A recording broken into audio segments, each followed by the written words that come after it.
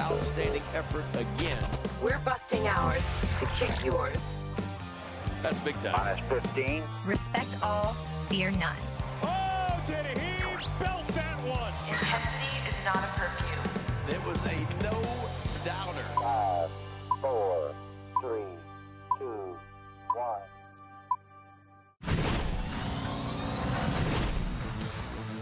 We are up in the bird's nest here at Oriole Park at Camden Yards. I'm Brendan Mortensen alongside Amy Jennings making her couch debut.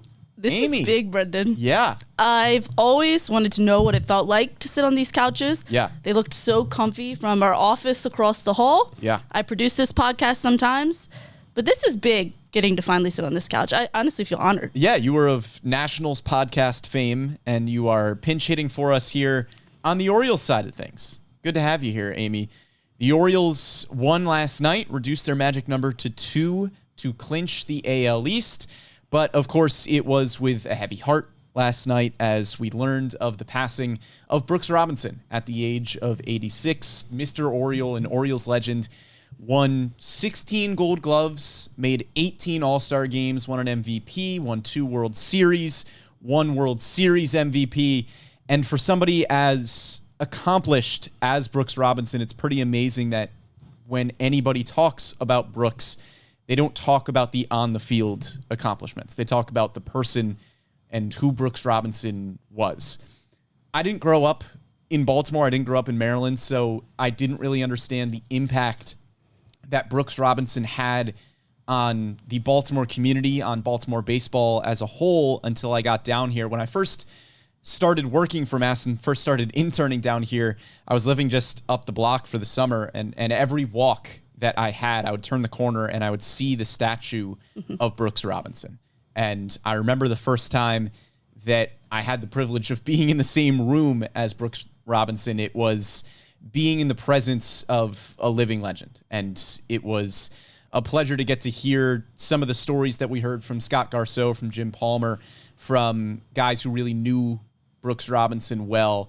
And it's clear that as much of an impact as he had on the baseball field, because he's one of the best third basemen to ever play the game, the impact that he had on the city of Baltimore and on baseball as a whole was even greater. Right, exactly. I mean, we can all talk about his accomplishments, an absolutely outstanding career growing up. I mean, Brendan and I, he was retired before we were even born or even a thought. So we didn't get to see him play live baseball, but you look back, you always hear Brooks Robinson, the best third baseman to ever do it, but it's all the off the field stuff, how he said he adopted Baltimore as his hometown, and he stayed true to that word. I mean, he's been around the ballpark. He continued to watch Orioles games throughout his entire life. Even this season, he talked about still watching this team and how excited he was about just how well they were performing. And we've been lucky enough to be around him. I mean, I saw him interact with Baltimore legend Mo Gaba, of course.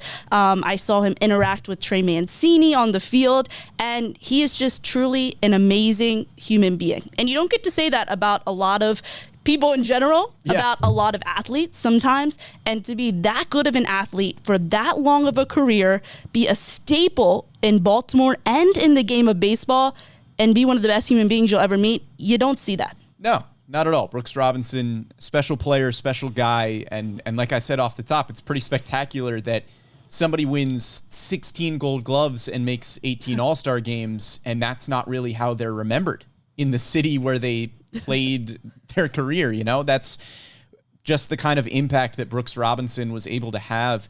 And you mentioned Brooks staying active with the team and being around the guys and things like that.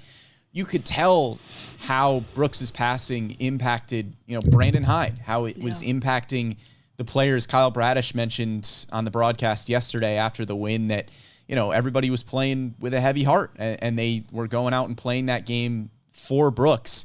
And for Brooks to be able to be in the clubhouse a little bit, to talk to the guys, I know he was in the clubhouse last year, that has to mean a ton for these young players who are coming up as the next generation of great Orioles athletes. Right. Here with Gunnar Henderson, Adley Rutschman, guys like that are kind of taking the mantle as guys who are going to be leaders not only on this ball club but in this community, to be able to interact with somebody like Brooks Robinson, it had to mean the world to guys like Gunnar and Adley and guys, Cedric Mullins, Austin Hayes, guys who were leaders on this team in this clubhouse.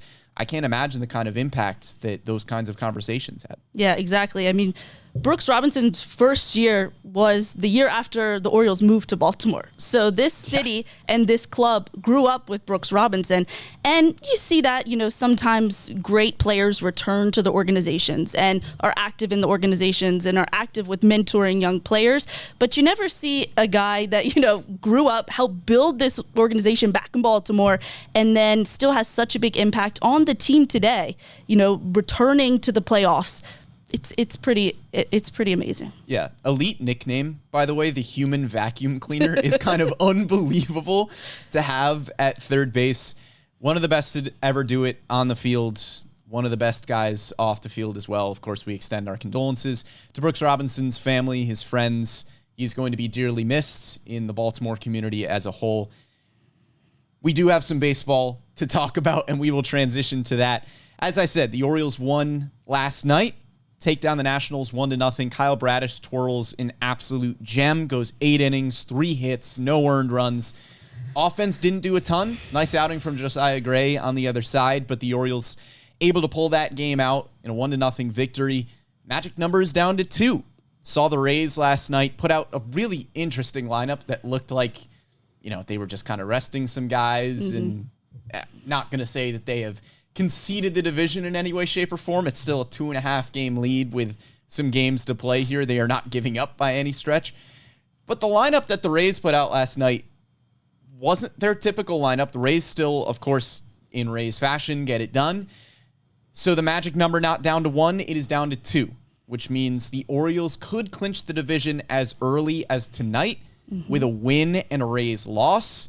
But if the Orioles keep winning, what the Rays do doesn't matter.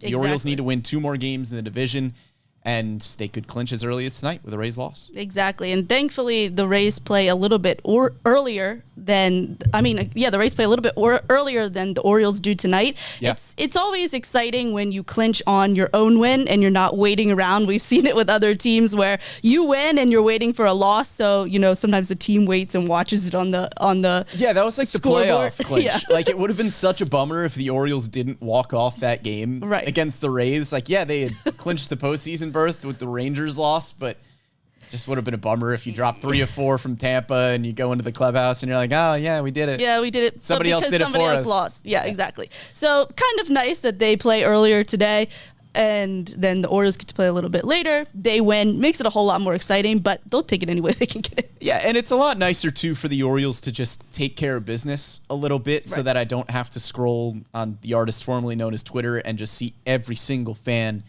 losing their minds. I mean, the same thing happens over and over again. The Orioles dropped the first 2 games of their 4-game series against Tampa. Everybody freaks out. It's over, yeah. The world's over. Yeah. No playoffs. It's You're done. No playoffs for the next 10 years. Adley Rutschman, career over. Over. And then the next 2 games, the Orioles split the series. They clinched the playoffs on that Sunday victory. Orioles have a 4-game series in Cleveland after taking 2 of 3 in a huge series against Houston, by the way, which nobody seemed to care about. The Orioles dropped their first 2 games against the Guardians. World Series is off. Playoffs are over. They win the next 2 games of the series against the Guardians. They split. They put themselves in position to win the AL East. Let's not freak out here. It's fine. They're going to figure it out. They're in the playoffs either way, so let's just, take that to begin with. But. The magic number is down to 2, and the Orioles have 5 games remaining. The Nationals are not the best team in baseball. You have Grayson Rodriguez on the mound tonight. Seems like a good opportunity to get in the win column here. Then you have a 4-game series against the Red Sox, who are in last place in the AL East. It's still the Red Sox, still a division opponent. Red Sox are scrappy. They have a solid lineup. They are below 500. I think the Orioles can win 2 of their next 5 games. And the Rays just need to lose 1 of their remaining 6. Right. It's perfect situation. Pretty good shot. Yeah. Couldn't ask for more down the stretch. Not going to jinx anything, but I think the Orioles are in a pretty good position. We will see if they are able to clinch the AL East tonight. Amy, our big discussion of the day. Votes are almost due for media members to submit their ballots for Most Valuable Oriole. The ballots, you have to put a name for third place, for second place, and for first place. I think my first place most valuable Oriole has been set for a little bit, but there are still guys that I think there's about 5 guys that I probably had in consideration for my second place vote and for my third place vote. I think votes have to be in by tomorrow. So this is going to be my ballot for most valuable Oriole that I will be submitting, that we are going to talk about today. Let's start with third place for most valuable Oriole, which might be the toughest one. For me, it came down to 2 guys. Okay. And those 2 guys were Felix Bautista and Kyle Bradish. I think both of those guys have a very legitimate case to be anywhere 3 through 1, but I'm pitting them against each other here for third place in the most valuable Oriole discussion. Felix Bautista, I think if he stays healthy, he is higher up on this ballot. Felix Bautista obviously gets injured. He's been tossing some bullpens, exciting. But Felix, as it stands right now, 1.48 ERA, 33 saves in 61 innings, 110 strikeouts in 61 innings of work. That's over 16 strikeouts per 9 innings. Whip just below 1, walking under 4 guys per 9 innings, which is kind of unreal given how hard he throws and how dominant his stuff is. Felix Bautista, I think, when healthy, is the best closer in baseball and probably would have been higher up on this ballot if he were still pitching. But right now, he's in my discussion for number 3. Okay. Well, I have him on my top 3. Okay. But higher up. Ooh. Number 3, which I think might be your number 3, is Kyle Bradish. Yeah. Which I think after last night kind of had to seal the deal. You saw the 8 scoreless innings. He got his ERA for the season under 3. The first Orioles player to get a sub 3 ERA finishing the season, because that's likely his last start of this season since 1992 when Mike Messina did it. So he has risen to the occasion, been the ace that Brandon Hyde so desperately needed going into the season. He has the second most WAR on this team, the fifth most in all of baseball for pitchers, the 2.86 ERA for the 4th best in all of baseball. Garrett Cole likely getting the Cy Young in the AL, but I think Kyle Bradish will absolutely get votes. He's absolutely been the ace on this staff, and I think last night sealed the deal that he has to be in this conversation for the most valuable Oriole. And I'm putting him at number 3. Yeah, he's my third spot as well. You mentioned the start against the Nationals last night, solidified that for me. It really was a toss-up between Felix Bautista and Kyle Bradish for me for this number 3 spot. But as you mentioned, the ERA down to 2.86. I think he will probably finish as a top 5 AL Cy Young voter. He should. He has to. Third best ERA in the American League, 4th best ERA in baseball. 166 innings on that arm, too, is by far a career high for Kyle Bradish. And what impressed me the most about that start last night was that the stuff looks just as good as it did in June. Right. And Kyle Bradish hasn't lost a step pitching 166 innings this year. And that is massive for an Orioles team that hasn't had their ace in John Means. And you have great young pitchers like Grayson Rodriguez. You have guys like Kyle Gibson who can eat innings. Tyler Wells has to be sent down because he gets some arm fatigue. Kyle Bradish has been the one that's just chugging all year. I mean, Dean Kramer and Kyle Gibson have given you a start every 5 days, but they're not producing the kinds of numbers that Kyle Bradish is right now. And he's just finding ways to get it done, too. I mean, we know Kyle Bradish, he has an unbelievable slider. It's one of the better pitches in baseball. He's throwing the curveball for strikes. He's throwing the sinker more. His pitch mix looks a lot better than it did last year. And he's finding different ways to win games. He doesn't always have to strike out 10 guys. Last night, he just got everything on the ground. Struck out 4 batters last night and only allowed 3 hits in 8 innings of work.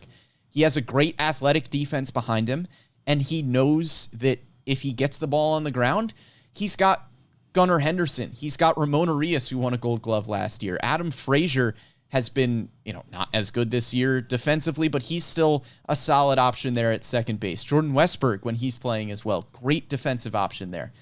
He has a good defense behind him. He knows how to use it, or he can strike 10 guys out. You've seen it. Yeah. So Kyle Bradish, my third place MVO. And he said that after the game last night. He was like, well, I don't know if you noticed. Don't think I striked a lot of guys out, but my defense made the plays behind me. And that's because he was able to get the ball on the ground. Guys had a ton of ground balls against him last night. And you saw him mix his pitches more. I mean, this season, he's been more dominant, and I think it's likely due to him throwing his slider a lot more of the time, his four-seamer a little bit less. And we know that sinker and slider play extremely well off of each other.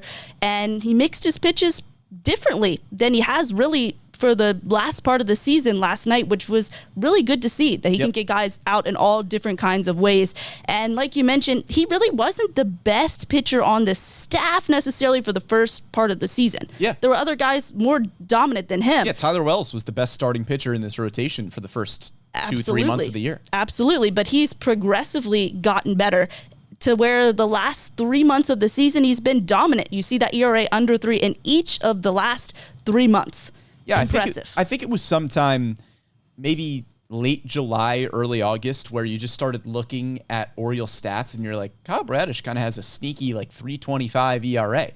It's not sneaky anymore. Right. He's done it consistently in the last 2 months of the season have been excellent. Right, and we've been like, he's the number one guy. He's been the number one guy. Maybe he's the ace. No, he's the ace. We can absolutely say it. And I think going into the season, I know going into the season, we're not saying Orioles make the playoffs game 1 no matter what series it is. It's Kyle Bradish on the mound. We weren't saying that. No. But now we are. He deserves it. He's been consistent. Couldn't ask for more from Kyle Bradish. And he wasn't a Grayson Rodriguez type of prospect. Grayson Rodriguez was the best pitching prospect in baseball. Kyle Bradish was kind of just cracking the top 10 in the Orioles system. I know it's a loaded system, but Kyle Bradish wasn't a slam dunk top 100 prospect type of pitcher. The outlook on Bradish was that if you got a number 3, number 4 starter, you were going to be pretty happy with that. That evaluation has completely changed because he is pitching like a top 5 pitcher in baseball right now. And who knows, going into next year if he's going to be able to put up these kind of gaudy numbers again, but don't really have reason to believe that he won't. The stuff is great. He's been commanding really, really well.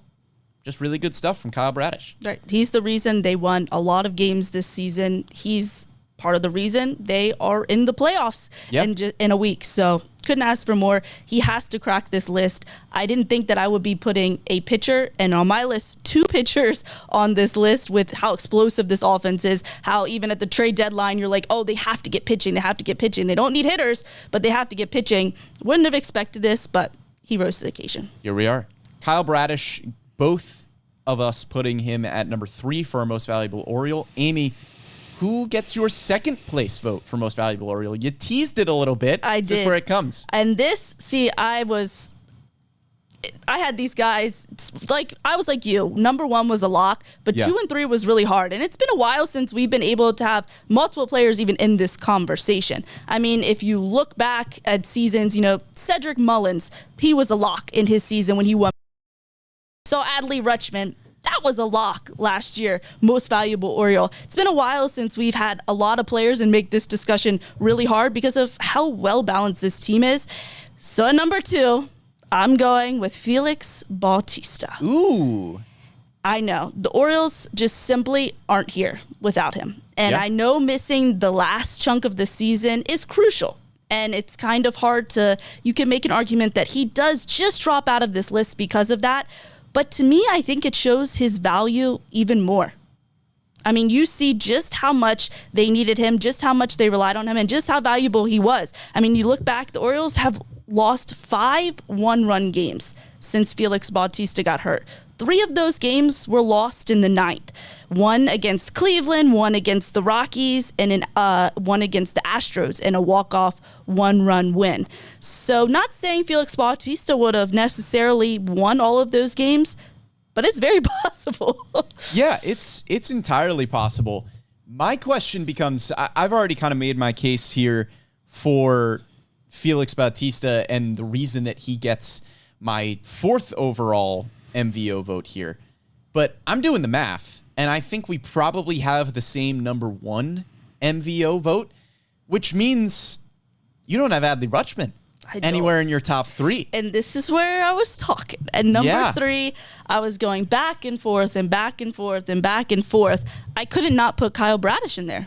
I just couldn't. And that's where Adley Rutschman had to get the knock. I know, Brendan. I know. That's tough. I have Adley Rutschman at my number 2. Bautista was the best reliever in all of baseball for most of this season. I listen, I completely agree that Felix Bautista deserves consideration, and I think it is. I'm not saying it's outlandish that you have him in second place for your most valuable Oriole, but second place to me has to go to Adley Rutschman. Okay. He is Why? possibly the best catcher in baseball. If he's not number 1, he is certainly in the conversation. He has the 3rd best WAR on the team behind Gunnar Henderson and Kyle Bradish. A few things go into this discussion for me for Adley Rutschman. First, not that it makes a ton of difference, but Adley, I mean, he's the face of this playoff team right now. He is the face of the Orioles turnaround. He's the face of the end of the rebuild. Once Adley Rutschman got up here, I know Gunnar Henderson has obviously been a huge piece. Grayson Rodriguez, Jordan Westberg, all those guys getting called up have contributed in a big way to this Orioles team making the playoffs. But we've all heard the stat and the record since Adley Rutschman was called up last season. So there's that part of it, just that he is kind of the face of the franchise right now. The second part of it is how well he has commanded this pitching staff. You have Kyle Bradish having a career year. Grayson Rodriguez showing the potential that we all knew he had.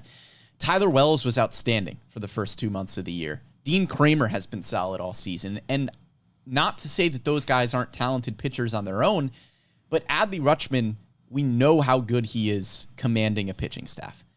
Right. And my third reason for this, Adley Rutschman is a really good hitter at the catcher position. And this is probably going to be my biggest point of emphasis. I know that Felix Bautista is the best closer in baseball, might be the most dominant reliever in baseball, maybe the most dominant pitcher in baseball. But you have Adley Rutschman, who is hitting .275 with an on-base percentage over .370, which is the best on the team among guys who have played at least 100 games. So discounting Aaron Hicks there. The OPS is 3rd behind Gunnar Henderson and Ryan O'Hearn. And if you look at even contending teams around baseball, you want to look at teams like the Rays, the Astros, other teams in the American League. More often than not, unless you have, the Phillies with JT Realmuto, the Brewers, I know, have William Contreras, but he is more of a DH than he is a catcher. Right. The catcher position is more often than not a black hole in the lineup. The catcher position is somebody that you bring in because they can call a good game, play solid defense behind the plate, and yeah, you've got to bat them 9th, and yeah, they're going to hit 180 with a 540 OPS, but you got to have them in there because nobody in baseball has a good catcher, except for the Baltimore Orioles, and they have Adley Rutschman. And you know what he did this year as a catcher? He led off a lot of games because he has the best on-base percentage on this team. And if he's not hitting leadoff, he's probably hitting 2nd or he's hitting 3rd. So not only do you have somebody who is contributing in a big way, numbers-wise, just in a vacuum. Again, he's 3rd on this team in WAR. But the value of Adley Rutschman, I know it's WAR is wins above replacement. Right. But I would almost change it for Adley Rutschman to be wins above the next best catcher. James McCann is a really solid backup, and James McCann probably starts on a good amount of teams right now. But to have a catcher that you can put in your lineup day in and day out that's not a black hole offensively, that is so valuable. Totally agree with you. And I think your points about him being the face of this franchise is, yeah, he should be in the top 3 in the most valuable Orioles. The fact that he has been able to help this starting rotation come along. You've seen the growth in Dean Kramer. You've seen the growth in Kyle Bradish. I think it's fair to contribute some of that success to him. Totally agree. totally agree that he's one of the best offensive catchers in the game. I mean, his on-base percentage is the best among all catchers, third best batting average among all catchers, fourth best OPS among all catchers. A lot of his value is wrapped around the fact that he's good defensively and he's good at the plate as a catcher. But if you're looking at this roster, the Orioles roster as a whole, and their individual value, I don't think it's fair to say because he's a catcher, he has more value. Because most catchers in the game can't do what he does, he has more value. I do agree that that could be a black hole on many rosters, and it's not on the Orioles, so that adds to his value. But just for me, if you're comparing them to every other team, every other player on this roster's value, he just falls out of my top 3. I mean, I'm not making a case against Adley Rutschman.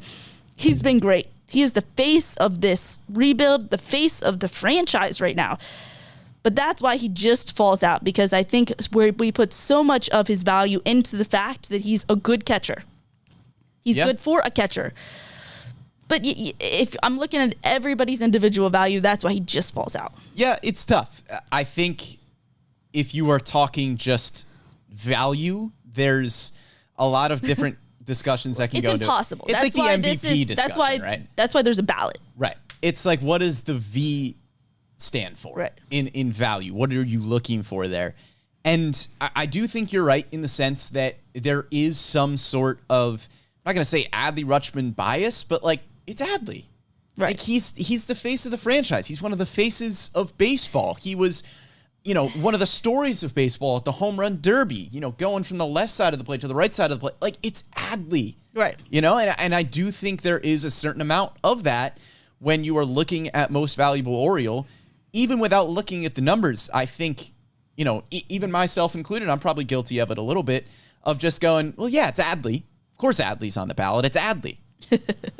And for me, he is still on the ballot for the reasons that I outlined, and that's why he gets my second place MVO vote. But there is a little bit of that. There's a little bit of like, well, yeah, it's Adley. Right. Of course he's there. Right. I mean, and don't get me wrong, like, you look back at the home run derby, switching sides of the plate. Yeah. In the middle of the home run derby, you're like, oh my gosh, that's awesome.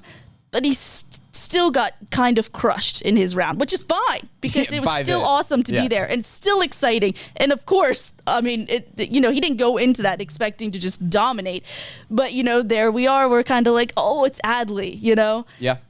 Maybe other fans or other media members across the league value it a little bit different. It's just so hard to tell. He is an amazing player, an amazing athlete, a great catcher.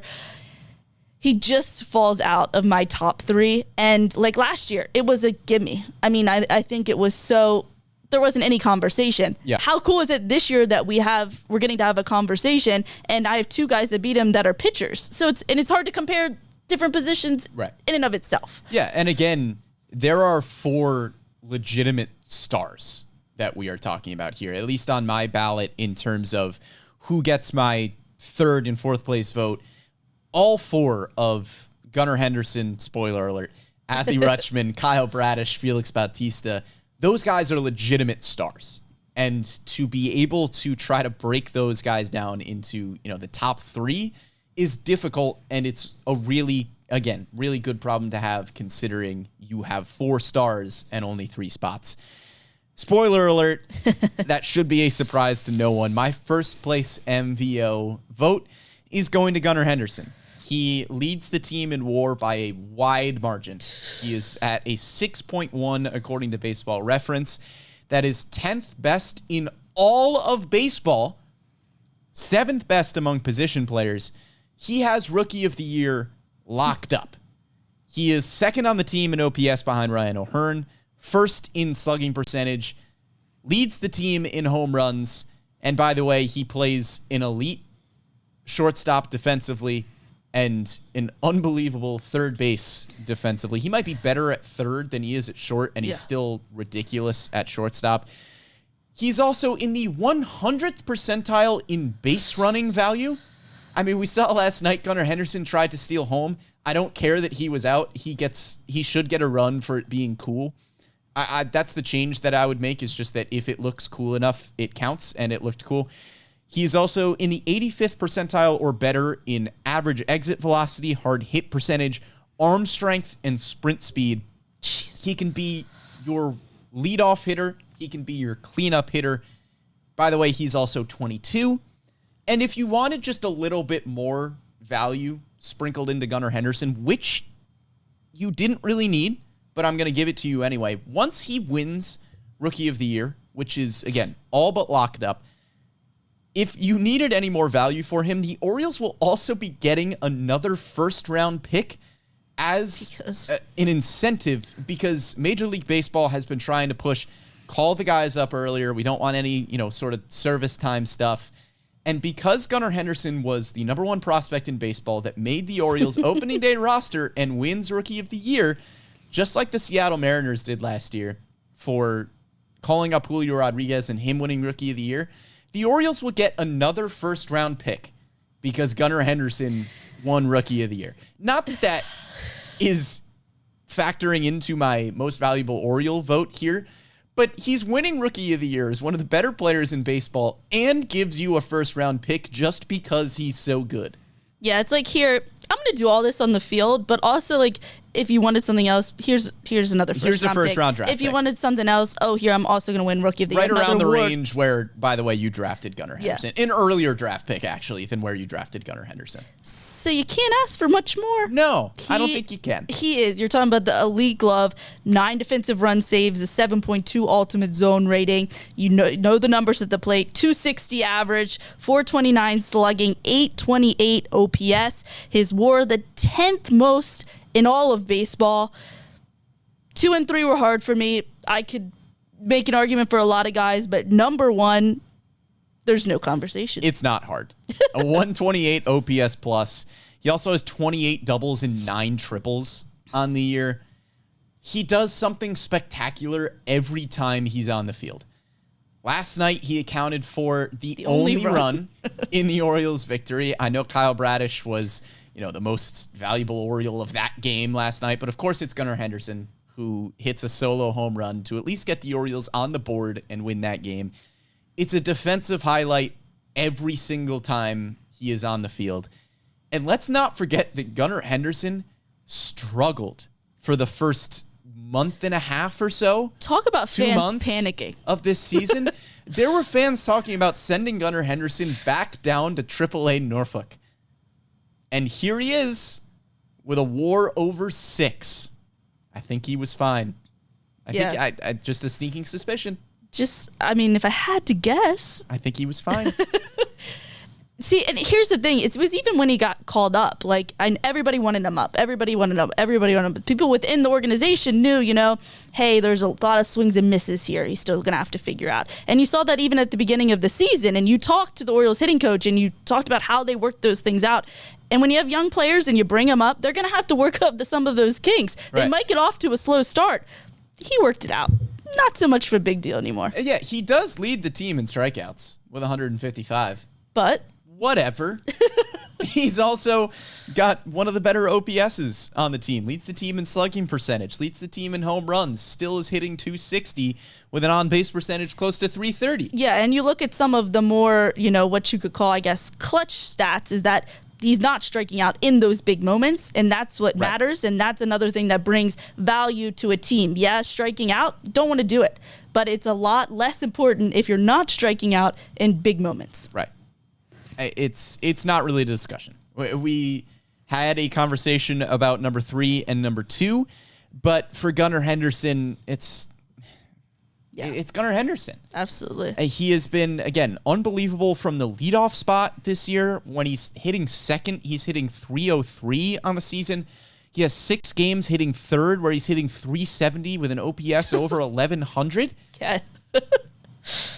He's the most valuable Oriole. It's a slam dunk. It has been a slam dunk for this award a few years in a row now. You mentioned Adley Rutschman. It was Cedric Mullins in his 30-30 season before that. Yep. This year it was Gunnar Henderson. Who knows who the slam dunk will be next year? Maybe it'll be Jackson Holiday at this rate. Because, again, Gunnar Henderson is 22. Yeah. He's going to win Rookie of the Year. He's going to win Most Valuable Oriole, I assume, unless there is some crazy stuff happening. We saw some comments before our stream was so rudely interrupted about guys like Ryan O'Hearn. Ryan O'Hearn leads the team in OPS. and he has been a wonderful, wonderful story.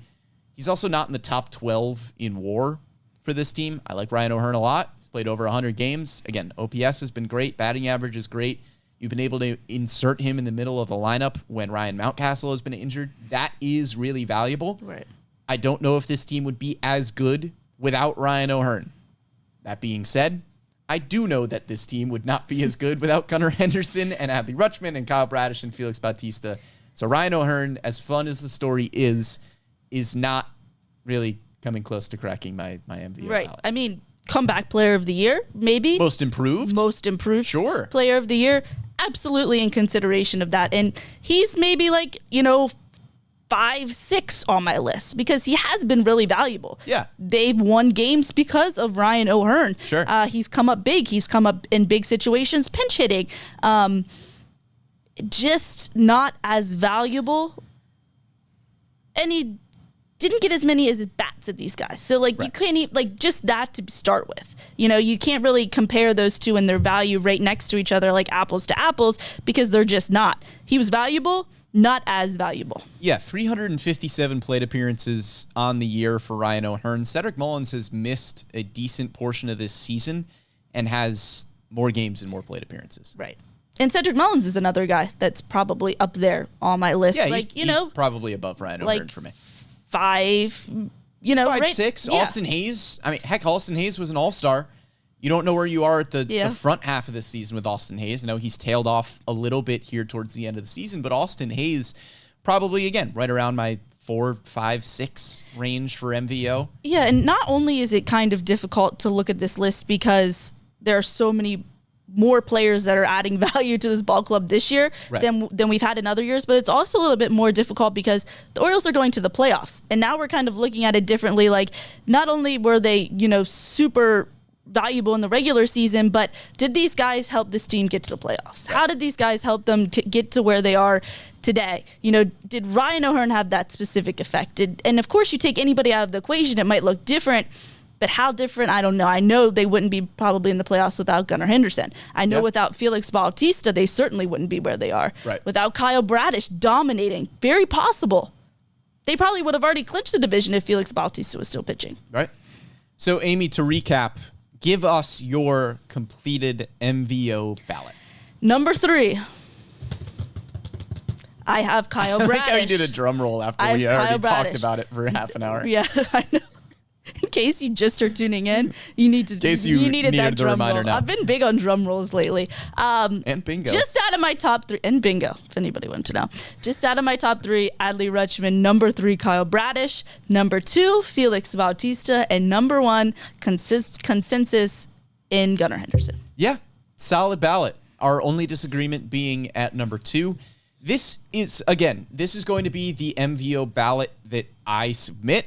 So once the MVO results come out, feel free to yell at me on Twitter and say that I voted for the wrong people. But these are the guys that I am voting for. My honorable mention is Felix Bautista. My 3rd place vote will go to Kyle Bradish. My 2nd place vote to Adley Rutschman. And my 1st place vote for Gunnar Henderson. And when you mention, feel free to be in Brendan's comments. Felix Bautista, I hope you're number 1 on that list. Thank you, Felix. Make sure you tell him. Yeah, thank you for that. That's probably the last guy on the team that you would ever want angry at you. True. I don't know if I've ever seen. Of course, he's also just so I was gonna say I don't think I've ever seen him angry outside of on a baseball mound. But I could imagine. But he will be now if he tunes in. That's a big boy. If he tunes into the Bird's Nest, you should also be tuning into the Bird's Nest. Every Wednesday at 11 a.m., we will be live on Facebook and YouTube. You can also catch us after the fact on SoundCloud, Spotify, Apple something, wherever you get your podcasts or your digital shows. You can find the Bird's Nest, the Orioles' magic number to clinch the division, down to 2. We'll see if they can do it tonight at home against the Washington Nationals. If not tonight, got another chance against the Boston Red Sox coming up. Big thank you to Amy Jennings for pinch hitting on today's episode. Big thanks to Bobby Blanco for producing it behind the scenes. For Amy, I am Brendan Mortensen. We will catch you next time.